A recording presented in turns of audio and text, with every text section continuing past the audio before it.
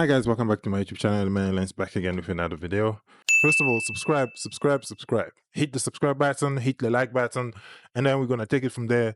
So Canon is back. I think at this time, Canon is really pretty much back. They've just released two new cameras. They've announced the V1 in Japan already, and they've released the Canon R50V.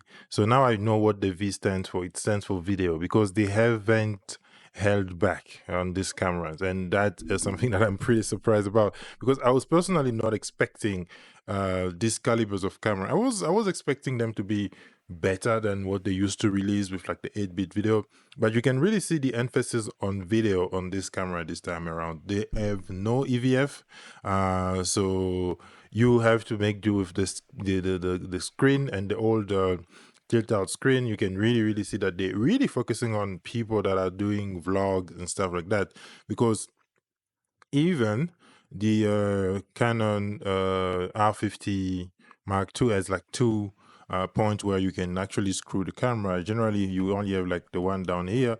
They've added the one here on the side, so which is amazing. Which is actually, should I say, really amazing. Just a quick setup for, especially for people who do vertical video. You can actually have that camera pointed like vertical on your stick all the time. And one thing I also wanted, I was talking about on my last video where I was talking about this camera and what were my expectation for it, was the ability for it, if possible, to have C-Log 3. And it has C-Log 3, and the most important thing for me personally, it has 10-bit video. Like that's just a killer. I think from 2024, any camera that you release should have 10-bit video recording. No more 8-bit videos. I think that's just something for the past. So I'm super impressed about that, and really actually super happy that Canon has put that in the camera. But what is strange is it means that the R50 Mark I can have an update where they can put the 10-bit video. All the other Canon that has been released since 2020 something could actually have an update where they put 10-bit video recording on all of those cameras. But I think Canon won't do that, because obviously they would like to keep selling the newer cameras, because it will definitely be redundant to put 10-bit video, because the sensor is the same. Literally, I think the sensor is the same. The processor is the same. There's nothing has changed between the R50 Mark I and the R50 Mark II, obviously beside the cosmetic aspect and all the other buttons that they've added. That's also one thing I wanted to talk about. They've added a lot of record buttons. There's one on top, there's one in front. They have a zoom rocker on the R50, which is quite strange. They have a zoom rocker. I hope it's going to be able to be working with some of the other, like the FX, that like the Canon, not the Canon, the Sony zoom, clear zoom with the Sony, because like it's a 24 megapixel, it's like the 6K or 8K sensor. So I think downsample, so it should be able to get really clear zoom like that. The zoom rocker is there, so I think that's something super impressive.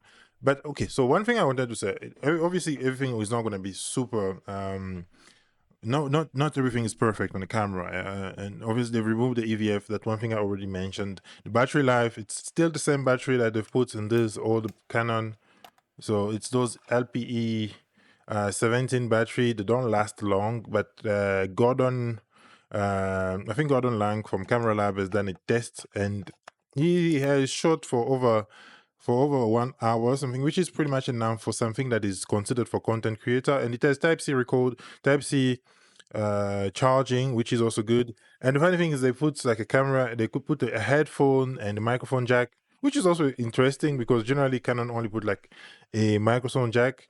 They've also put HDMI, micro HDMI, which is a little bit of a bumper.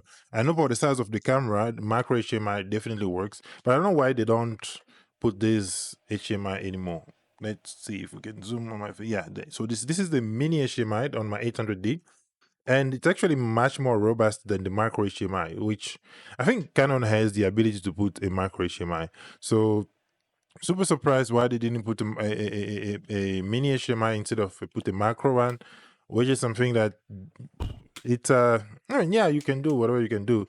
So the video codecs are really good on the camera. I think it's a Canon, and Canon are always very good to shoot, and they're not a hassle type of camera, because you pick it up, menu is very simple, and it shoots everything. There is no open gates, so that's one thing compared, for example, to the Fuji that gives you open gates on all the cameras.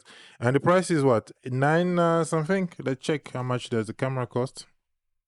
So the Canon R50 will be available in April for a recommended price of $649, body only. Okay, this is $30 less than the Canon R50 when it was released, and for $849 with the new RF 15 to 30, which is a very weird lens. Actually, I like to talk about the lens as well. I think personally I would never recommend anybody to pick up that lens, because you know me, with variable aperture lens, they are not really something that I would recommend anybody to pick up. So this is I'm reading off DP review. I will probably leave a link to it down below. You guys will can read it up, but the price is amazing. So this is the discussion I also wanted to have at this point, because the Fuji XM5 released, I think, for $799, if not $7,449, which is also a really, really good price for a camera of this caliber, because it does give you a lot of things. I think a lot more things compared to the R50 V. However, a lot of things that are in the Fuji XM5, a lot of people won't use, and pretty much everything that is in the R50, everybody was going to use that in terms of like spec wise. I mean, and I think they have better autofocus than the Fuji. For people that are creating content, something like this, where I just sit down, where I have to connect the camera as a webcam. That's also one thing that I wanted to talk. You can actually use that camera as your webcam, which is something that Canon is not really, really very used to or very well known for.